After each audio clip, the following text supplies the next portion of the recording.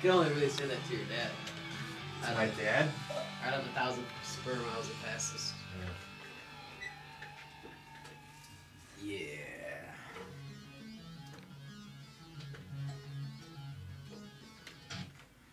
Boom! Nice. B&B on the radio. Chips Zenov. Oh man, I should actually plug his That was it. That was stuff. Tears of a Clown. That was Tears of a Clown. I have his album. It's called Undercover. This is by Enough's Enough, who we had earlier in studio. It's got another fine-looking girl on it going, shh, don't tell people how hot I am. She's Portuguese. Yeah. I know when they're from Portugal. Oh yeah. We just played Tears of a Clown. There was a cover by Enough's Enough, who we had earlier in the studio. We had Chips Enough. It was originally written by Smokey Robinson and Stevie Wonder. There we go. So yeah. Cool album. I think this is another one that you can only buy at live shows. I don't know. We didn't talk about that one, so yeah. we don't know. That's about it. About Smokey. That's all I got to say. About Smokey Robinson, I spoke to one of his band members. His name is Larry Yates, and they are in LA. Larry Yates has a TV show, and he asked me to be on. It'll be my first TV interview. He's a band member. He's Smokey Robinson Jr. Is Smokey Robinson still alive? I don't know. Maybe his name's like Smokey Boberson or something. Smokey Robinson Jr. Something. Yeah. So one of his bandmates asked me You're to be getting on interviewed TV. on TV. Either way. Well, yeah, I don't know when, but I'll Is this gonna be out in LA? This is out in LA. My When first do you move out to interview. LA, by the way? I'm moving out on October 14th, so It's pretty soon. a little over 3 weeks. Were we gonna do shows in between that, by the way? I want to be like you. I want to do 12 shows in 1 week. Isn't that what you did? 12 shows? Isn't that what you did? What do you mean? You said you did 12 shows in 1 week. I did 12 mics. I did 9 to 12 mics a week during the summer. How many weeks? A while. Like 3 months. Yeah, it was You like did a 3 lot. months. It wasn't like wait. It was 3 months. I did 9 to 12 mics. Yeah, you went nuts. I didn't hear from you until after 2 a.m. for like maybe 3 days a week. You'd call me at 2 a.m. when you were on the drive home. You'd be like, "Hey man, what's up?" I'm like, I don't know what's going on. I'm trying to fall asleep. Doing a John Griffin. Hey man, you want to be in my showcase? It's now a bringer show, even though it wasn't before. I know Griffin. This mostly me talking crap about John Griffin right now. That was pretty. I gotta have him on actually. He'd be good to have on. Yeah, he would. I would bash on him. Have him sell So bad. Have him sell 6 tickets before he can come on. Yeah, I should. I Yeah, should exactly. have. In order for him to get a spot, I should make this a bringer spot for him. For those of you that don't know what a bringer spot is, it's basically like a comedy show where they tell you you have to sell this many tickets, and if you don't sell that many, then you have to pay. Yeah. To be on it, and I have to do that for his hilarity double door show Whoa. or whatever. 2 doors? There's 2. Wow. And Must maybe be. one of those spinny doors that you see in the moving pictures. That's like 4 doors. Sammy Davis Jr. knows what I'm talking about. Well, It's a very inside John Griffin joke well, that that no one would know. I don't. John Griffin does a really horrible impression of Sammy Davis Jr. Oh, I will tell him. No, I know he does all impressions. I know. I will tell him to his face that it's horrible because is. it's meant to be horrible. Yeah. It's meant to be the worst Sammy Davis Jr. Why don't you do your own version of one of those? Of Sammy Davis Jr. Sure. Of John Griffin. Yeah. Hey man, my name's John Griffin. Just kidding, Sammy Davis Jr. Don't you wish that I would do another impression? Can you dig it? That's my thing. You always sign off with, "Can you dig it?" That's how he does it, yeah. That was a really bad one. About I felt mean doing that one. Actually- I was like, I don't want to be mean. I want to that be was spot on. playful. Very sarcastic. Hey man. Just so you know, I could not dig it. That was funny. Thanks, bro. Do you want me to do I laugh want- track for you? I want to. Why are you falling asleep? We do. I don't know. We have we just do this. It's a bit where we just turn off the mics and we take a break. And that's the show, guys. Thanks for tuning in. Just kidding. We're back now. So as I was gonna say, the most flack that I get are from bookers. I performed with bookers, as Brennan was saying. John Griffin is a booker, and John Griffin does not like me, and a lot of bookers do not like me because they think that I'm cutting them out, because my show is I Never Repeat a Joke is catering to audiences at home. You don't have to come see me, I come to you. So a lot of bookers, that's who I get all of the flack from. So you're the reason why I gotta sell 8 tickets for $5, huh? No, I'm actually Now I got helping. beef with you, Ramsey. No, I'm actually bringing more notoriety. What my main, the whole idea behind I Never Repeat a Joke is making people that have never tried comedy to officially become quote-unquote comedians.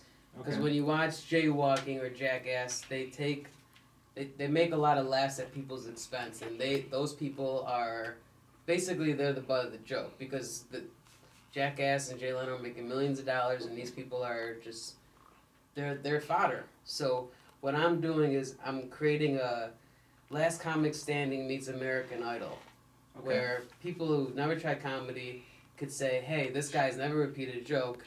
This has got to be easy. Let me try it." I've had 8 comedians on my show. Let me mention them really quick. Casey Griffin, Carl Lewandowski, Mike McCarthy, Chris Bandis. Off there. No, I'm just kidding. I'm just kidding. That's 4. And then Brent, Ten Fish, who Brendan was talking about, Ramiz Ode, who are my cousins, and Zach Brakovich. So if anybody ever wants to be on I Never Repeat a Joke, if you see it, you got influence, you want to try comedy, my sister's going to try it, contact me. Let's work together. Let's do a Would birthday you actually party. honestly encourage anyone to do comedy? Yeah, that's. Can I ask why? I'm just curious. Oh, because stand-up comedy, there's a scene. Have you ever watched Friends? No. You know what I'm talking about. I know the show, yeah. Okay. There's a scene in Friends where Joey is on stage, he's alone, and there's a UFO flies over him and like sucks him up into the sky. And that's a lot like what stand-up comedy is like. When you're under the hot light, you learn. Like in Fight Club, they say, how much can you know about yourself if you've never been in a fight? When you do stand-up comedy, it's, a lot of people say comedy is a violent form of expression, and that's why I'm good at it, because Arabians are, very, violent, or I guess, or whatever. And you're Arabian. Well, yeah. I'm not violent, but I don't know. That's all. But your comedy's violent. Perhaps. I mean, yeah, I would say yeah, but on a scale of 1 to 9/11. Well, my priest said that 20% of my material is rated R. But I wanted to say is that do you find anything wrong with dirty humor? Yeah, well, if you were asking me what my main genre is, it's PG-13. Okay. I try not to. I want to reach the broadest audience. You can. Yeah. Okay. 13. I want to influence people to keto become joke? comedians. Yeah. I got a keto joke. Hey, I got one. You hear Sandusky died? No. Jerry Sandusky died? Did he really? No. He had a 6-year-old wiener.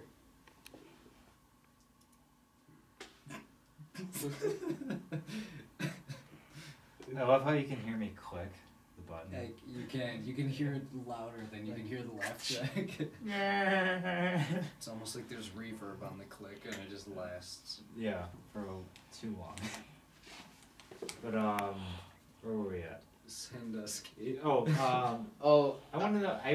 Why do you encourage people to do it? To try to stand up? A violent form of expression of yourself. Do you feel like actually before that? Let me ask doesn't have you. to be violent. By violent, I'm understanding it as a gross personification of yourself.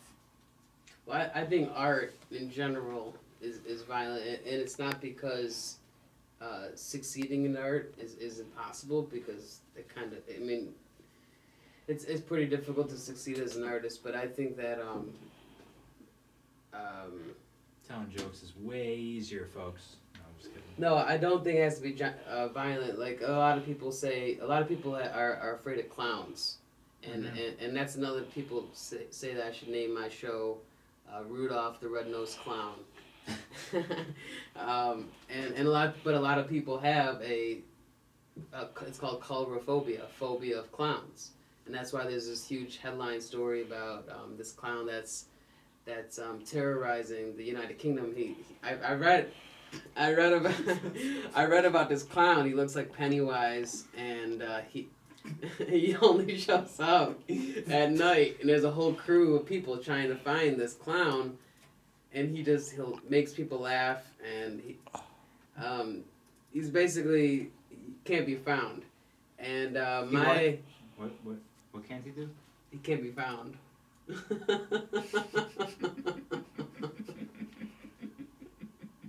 So I guess I kind of influence people to be more like clowns, if anything, than be violent. So like super creepy, and they eat children. And then stalk Europeans while they're at their homes. Yeah. No, you're thinking about like John Wayne Gacy. Like John Wayne Gacy was a clown. John Wayne Gacy didn't stalk no Europeans. But he might have stalked some European descendants. Good point. There's a flaw right Got there. it. Nailed There's a it. flaw right there. Slam. That's what we call a slam. Thank you. You don't even deserve that. You don't deserve that laugh track. My seat just deflated.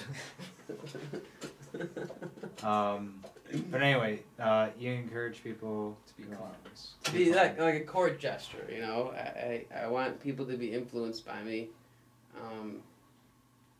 What do you think the positives of becoming a clown are, even, or not like we're using clown? I feel like as in like kind of like a metaphor, right? Like what a clown represents. It's supposed to bring joy, and it's fake. It's a fake idea of what a person actually is. I feel.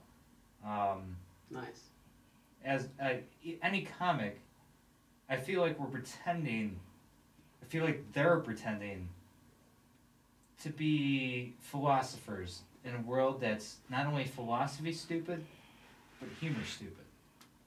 Do you feel like that we're bringing people closer in touch with what it is to think as a human being on a deeper level, or what? Like why do you encourage so many people as a broad spectrum to actually do comedy? Well, what I learned in Second City, I did 4 years in Second City, and what I learned there is that they say put into words what other people can't put into words. So I mean, if you're using, That's where it's an art.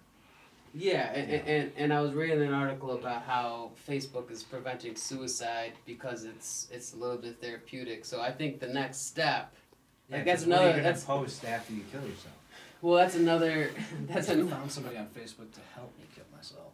Nice. Yeah, it was great.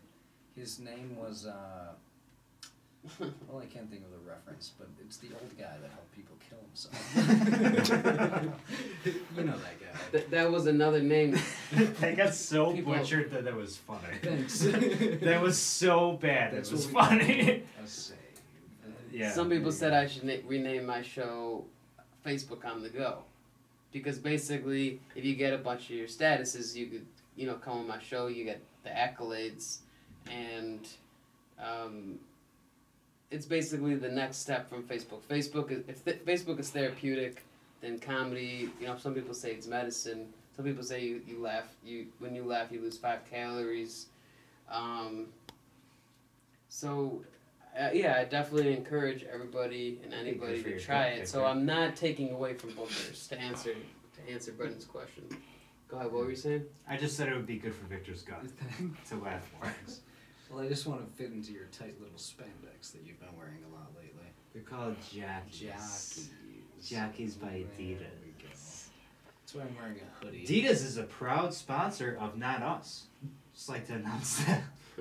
Or a not proud sponsor of us. Yeah. Yeah. We force them to be They don't sponsored. like it. They don't. No. Nor do they know about it. Are you kissing my jockey bulge? I'm kissing Adidas for putting up with us. Did I ever tell you this story? I'm sorry, I just got reminded of a story. Yes. Did I ever tell you this story of when I put on a pair of Speedos? How dare you talk about my gut, by the way? You son of a gun. It's past 11. You say bitch now. Son of an ass. Oh, You son of a bitch ass. You bitch ass, you. Bitch ass son of a. That's the swears that we're allowed to say after 10 o'clock. So we're allowed to say bitch ass. Exploit the heck out of it. Yeah. We exploit the bitch ass out of bitch ass. It was just dumb, but I don't care because it was well deserved. Yeah. It was I got a dumber joke. All right. Did you know? I thought you were gonna pull up episode. No, 58. because I think sperm. What'd you say? it was just a low blow jab. What'd you say? I said I thought you were gonna pull up episode 58. Oh no, I like that. Yeah. I don't even know what episode that plus. was. I was just saying that to say it. Well, that was 2 weeks ago. I talked about Miley Cyrus because as Would you do it? as you may or may not know, that was her second video of her grinding on a married man, and it's a little bit of sexual harassment when you got your bun in the hot dog in the bun. I didn't hear him say no. Well, Robin Thicke was Because he a was married singing man. and he couldn't. Well, he didn't see it coming, and so. I didn't know what to do, so I just put it on the laugh track. Just put it on the laugh track. I felt awkward. So. But I wanted to say I think there should be a lot more sperm jokes because sperm always want to be the first so they could become alive. Not sperm. Well, I mean, no, I had a Facebook post about Sperm. why do you want? Why I'd rather be a sperm than be a statistic. Or what's so wrong I'd about rather being be a sperm than a woman in the workforce. No, like they always say, I don't want to be a statistic. That was pure. That was That was a pure hard one. joke. That is not serious. I do not actually believe that. Sorry, Lindsay. Lindsay's no co-host. A sperm? I could do.